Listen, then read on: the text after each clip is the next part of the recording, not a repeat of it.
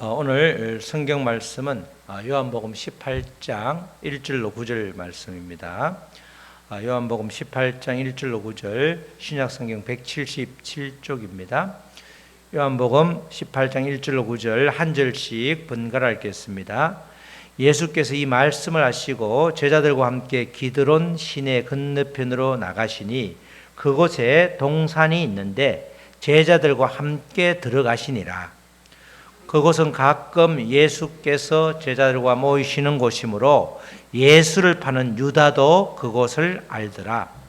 유다가 군대와 대제사장들과 바리새인들에게서 얻은 아랫사람들을 데리고 등과 횃불과 무기를 가지고 그리로 오는지라. 예수께서 그 당할 일을 다 아시고 나아가 이르시되 너희가 누구를 찾느냐? 대답하되 나사렛 예수라 하거늘 이르시되 내가 그니라 하시니라. 그를 파는 유다도 그들과 함께 섰더라. 예수께서 그들에게 내가 그니라 하실 때에 그들이 물러가서 땅에 엎드러지는지라.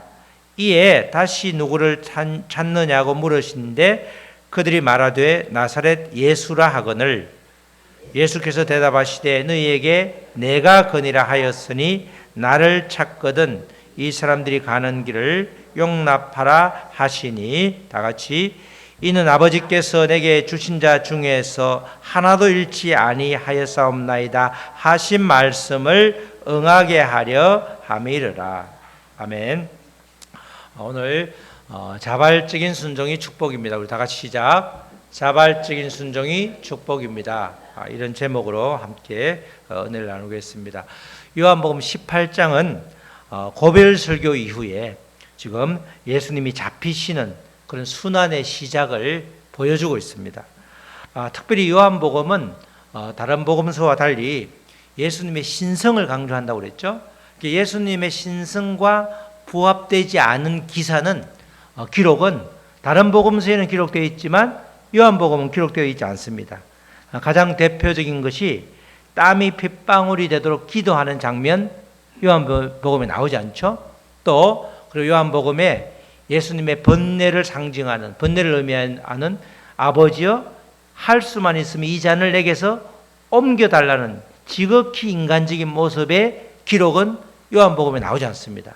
왜냐하면 요한복음은 신성을 강조하기 때문에 그거와 부합되지 않는 그런 장면들은 나오지 않죠. 그렇지만 지금 십자가를 진다는 것은 이렇게 인간의 온전한 인간의 모습을 지고 있기 때문에 이때 예수님의 마음이 어떠했을 것인가 그것에 대한 기록을 다윗이 시편 27편에 기록해 놓고 있습니다. 예수님이 잡히실 때 그 마음이 어디로 향하고 있는지 그 예수님의 마음을 엿볼 수 있는 대목이 시편 27편 전체에 나와 있는데 특별히 1절로 4절을 한번 보겠습니다. 여호와는 나의 빛이요 나의 구원이시니 내가 누구를 두려워하리요. 여호와는 내 생명의 능력이시니 내가 누구를 무서워하리요. 악인들이 내 살을 먹으려고 내게로 왔으나 지금 많은 무리들이 잡아러 왔죠. 나의 대적들 나의 원수들인 그들은 실족하여 넘어졌도다. 군대가 나를 대적하여 진칠지라도 지금 군대가 잡아러 왔죠. 내 마음이 두렵지 아니하며 전쟁이 일어나 나를 치려 할지라도 나는 여전히 태연하리로다. 내가 여호와께 바라는 한 가지 일 그것을 구하리니 곧 내가 내 평생에 여호와의 집에 살면서 여호와의 아름다움을 바라보며 그의 성전에서 사모하는 그것이라. 아멘.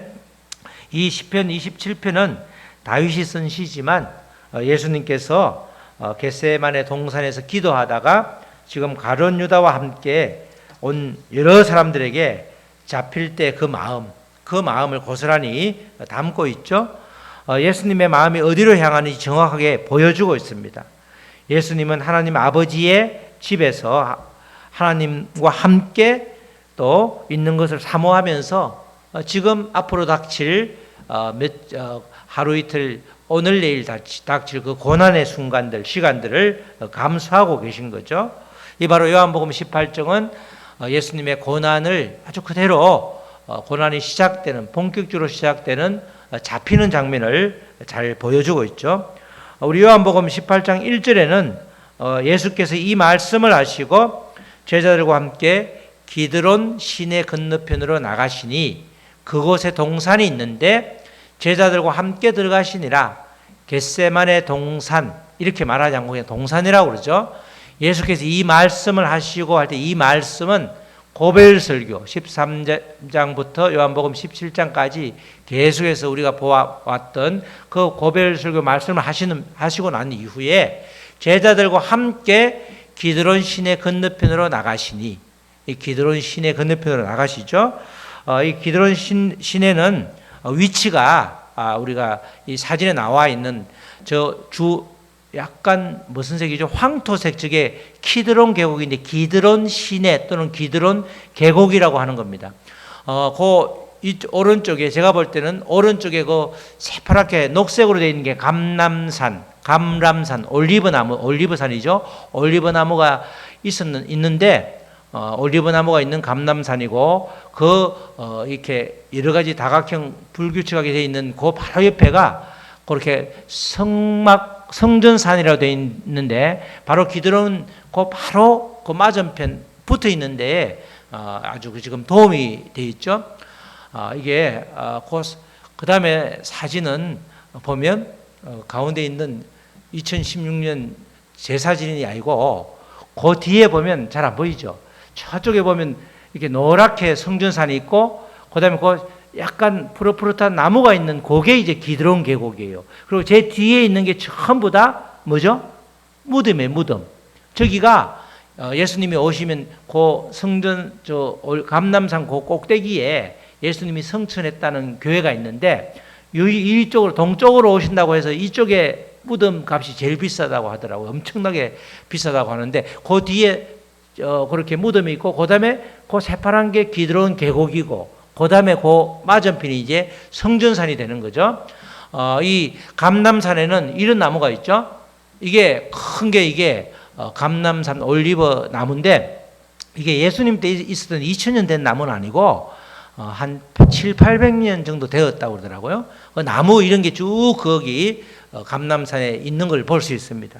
자, 이제 이렇게 이 기드론 계곡이 특별히 예수님께서 기드론 계곡을 언급한 것은 지금 겟세마네 동산도 언급하지 않고 기드론 시내 건너간다 이렇게 말하죠. 이 부분은 구약 성경에 나오는 이야기를 예수님께서 연상시켜 주시려고 이야기를 하는 겁니다. 기드론 시내를 건넜던 대표적인 사람이 바로 압살롬이라고 하는 그 아들에게 쫓겨간 다윗의 친구 아히도벨의 반역으로 그렇게 쫓겨나게 되는데 그때 기드론 계곡을 건너가게 되는 거죠. 그 구절이 이제 사무엘하 15장 23절에 나오죠. 온 땅 사람들이 큰 소리로 울며 모든 백성이 앞서 건너가매 다윗 왕도 기드론 시내를 건너간 모든 백성이 광야길로 향하니라.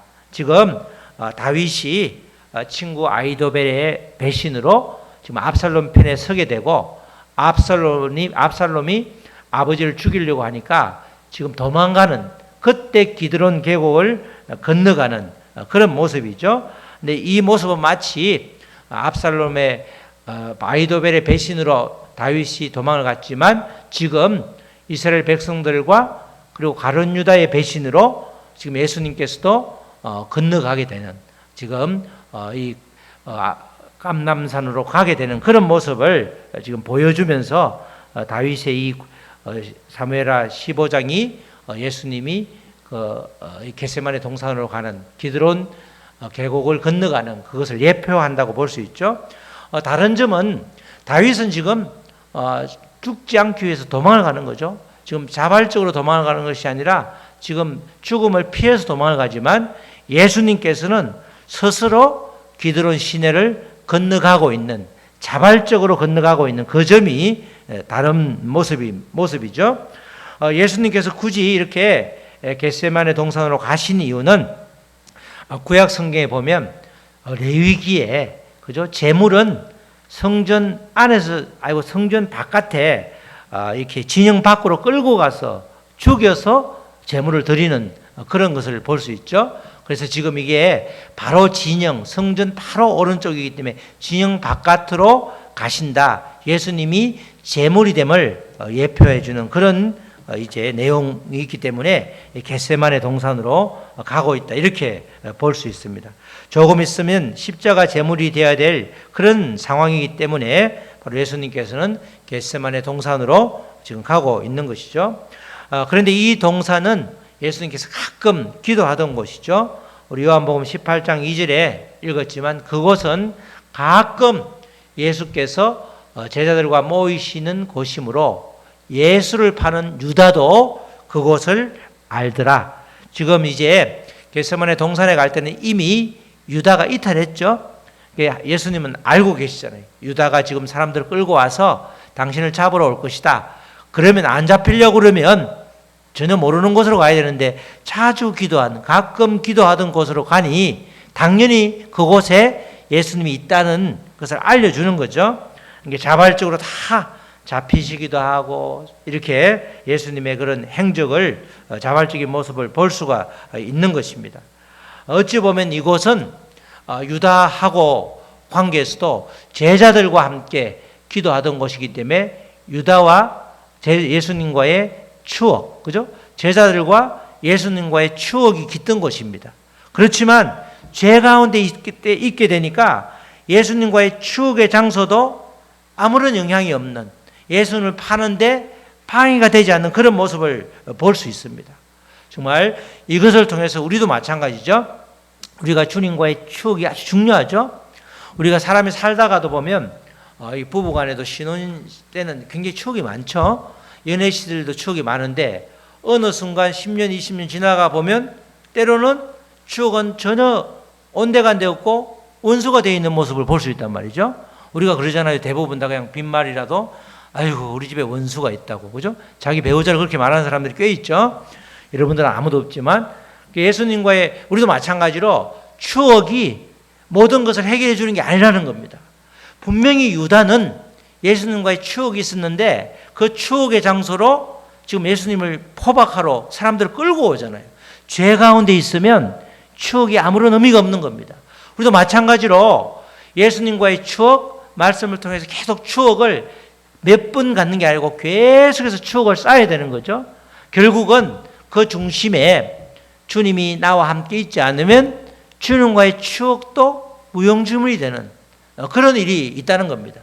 우리도 마찬가지로 인간관계에서도 우리 자녀 간에 부녀 간에 부모 자식 간이든 친구 간이든 부부 간이든 어떤 관계에서도 그 추억이 그대로 이어지려고 그러면 반드시 주님의 사랑이 그 안에 있을 때에, 주님의 사랑으로 무장될 때에 우리는 얼마든지 그 추억이 아름다울 수 있는데, 그렇지 않다면 죄 가운데 있다고 그러면 아무리 좋은 추억이 수백 번 수천 번 있어도 결국은 아무 의미가 없는 그런 모습을 우리가 알 수 있는 거죠. 바로 2절에서는 그런 모습을 지금 보여주고 있는 겁니다.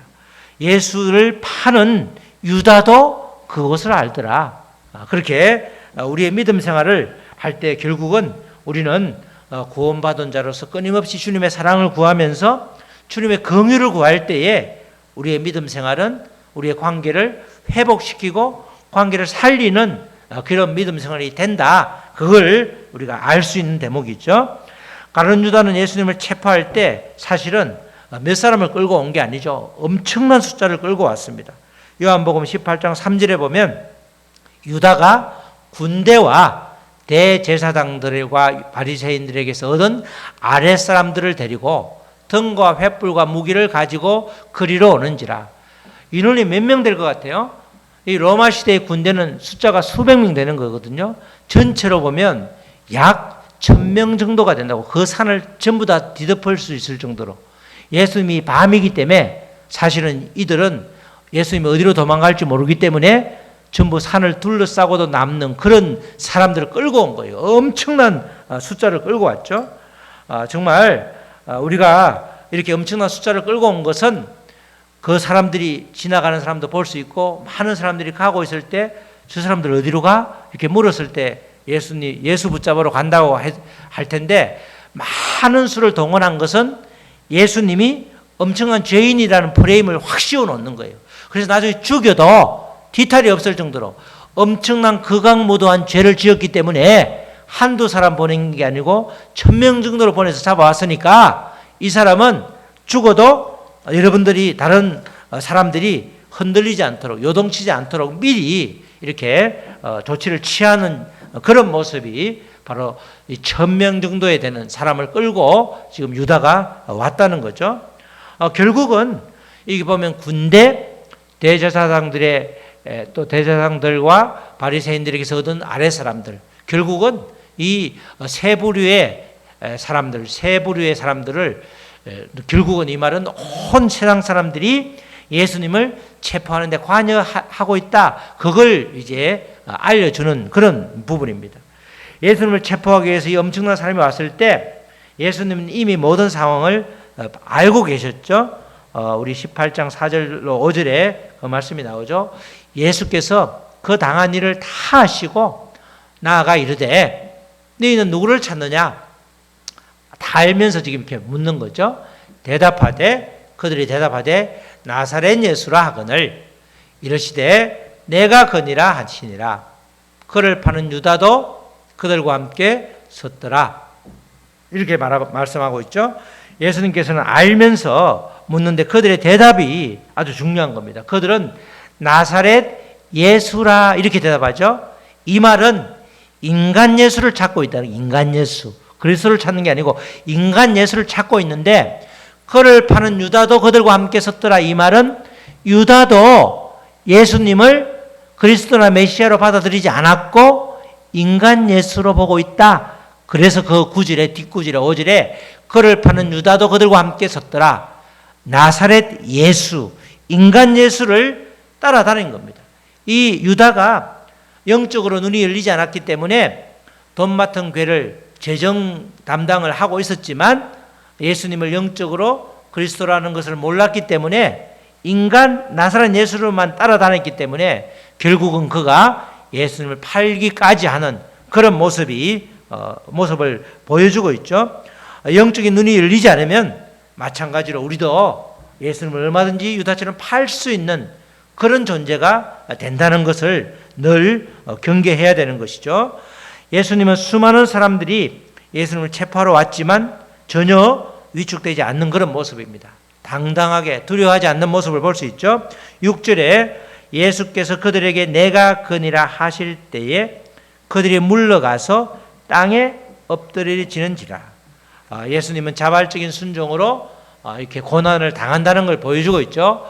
지금 1000명 정도가 와서 붙잡아야 되는데 예수님의 이 한 말씀에 내가 그니라 하실 때에 그들이 물러가서 땅에 엎드려지는지라. 우리의 상상을 전혀 빗나가는, 당연히 붙잡을 수 있는데 전혀 그들이 붙잡지 못하는 그런 강제로 끌고 가지 않는 모습을 볼 수 있죠.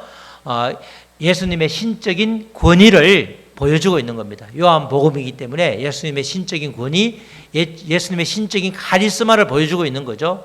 내가 그니라 하실 때에 그들이 물러가서 땅에 엎드려지는지라. 결국 강제적으로 예수님을 체포한 것이 아니라 예수님께서 스스로 제물이 되고 있음을 계속해서 알려주는 겁니다. 예수님의 자발적인 순종으로 예수님이 자발적으로 십자가를 지심으로 우리를 대신해서 우리를 구원해 주셨다. 우리를 대신해서 죄를 사해 주셨다는 그런 이야기들을 계속해서 이렇게 복선으로 깔고 있는 거죠.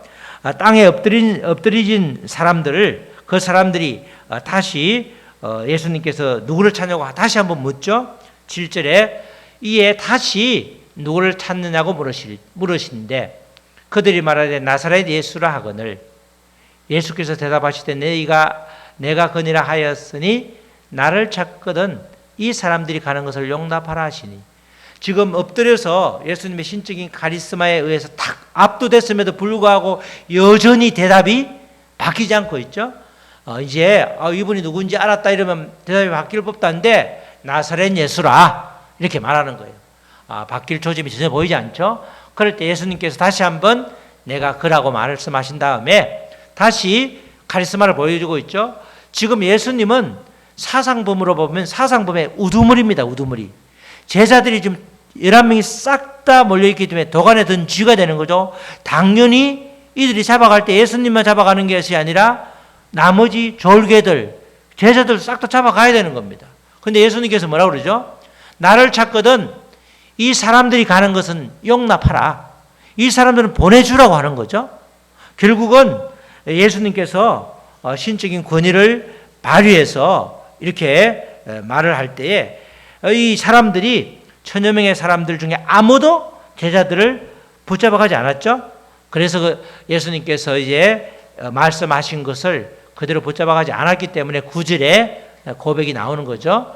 9절에 보면 이는 아버지께서 내게 주신 자 중에서 하나도 잃지 아니하였사옵나이다 하신 말씀을 응하게 하려 하심이라. 예수님께서 그 아주 위기의 상황에도 불구하고 제자들은 이제 죽었다 이렇게 생각했을 텐데 예수님은 나는 가겠다.